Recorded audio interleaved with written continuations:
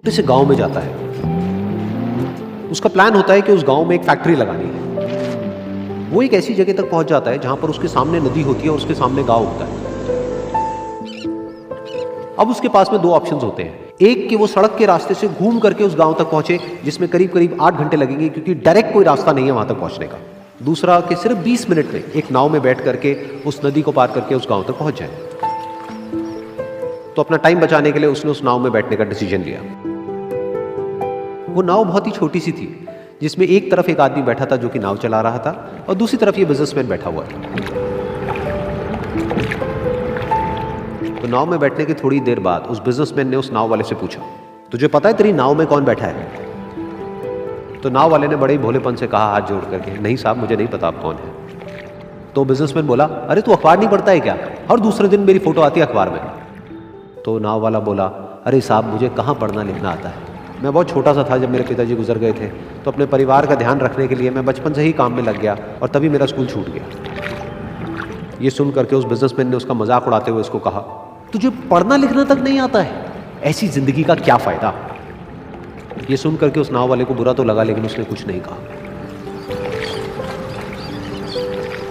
थोड़ी देर बाद वो बिजनेसमैन उस नाव वाले से बोला, अभी कुछ ही दिन बाद ये जो सामने तू जमीन देख रहा है, यहां पर मेरी एक बहुत बड़ी फैक्ट्री होगी, जहां पर हमारे ब्रांड की मिनरल वाटर की बॉटल्स बनेगी। उस नाव वाले को बात समझ नहीं आई। उसने कहा, क्या बनेगा साहब?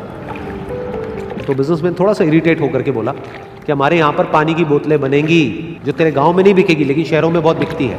अरे कभी तू शहर गया होगा तो तूने देखी होगी पानी की बोतलें रखी होती है दुकानों पर। फिर वो नाव वाला बोला, अरे साहब, मुझे कैसे पता होगा, मैं तो कभी इस गाँव से बाहर गया ही नहीं। फिर वो बिजनेसमैन उसके ऊपर हंसते हुए बोला, तू कभी इस गांव से बाहर तक नहीं गया, तुझे पता ही नहीं कि शहर क्या होता है? अरे ऐसी जिंदगी का क्या फायदा? उसकी ये बात सुन करके उस नाव वाले को सच में लगने लगा कि मेरी जिंदगी शायद किसी काम की नहीं है। अपनी सोच की वजह से उसका नाव से ध्यान हटा, और तभी नाव की टक्कर हो गई एक बड़े से पत्थर से, जिसकी वजह से नाव में पानी भरने लगा और नाव डूबने लगी। उस जगह पर पानी बहुत ही गहरा था और किनारा दूर था। नाव वाले को समझ आ गया कि अब इस नाव को बचाने का कोई तरीका नहीं है, और वो अपनी जान बचाने के लिए नदी में छलांग मारने ही वाला था। तभी उसने उस बिजनेसमैन से पूछा, साहब, आपको तैरना तो आता है ना? तो बिजनेसमैन घबरा करके बोला, ऐसा क्यों पूछ रहे हो, मुझे तैरना नहीं आता है। उसकी ये बात सुन करके नाव वाले को हंसी आ गई, और वो बोला, अरे साहब, आपको तैरना तक नहीं आता, ऐसी जिंदगी का क्या फायदा? ये सुन करके उस बिजनेसमैन को अपनी गलती का एहसास हुआ, और वो हाथ जोड़ करके उस नाव वाले से बोला, तुम जो कहोगे मैं तुम्हें दूंगा, बस मेरी जान बचा लो।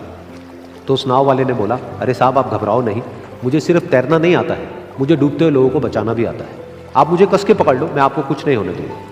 और फिर उस नाव वाले ने ना सिर्फ अपनी बल्कि उस बिजनेसमैन की भी जान बचाई। तो इस कहानी से हम एक बहुत बड़ी सीख ले सकते हैं कि हमें जिंदगी में कभी भी किसी का भी मजाक नहीं उड़ाना चाहिए, या उसको अपने से कम नहीं समझना चाहिए।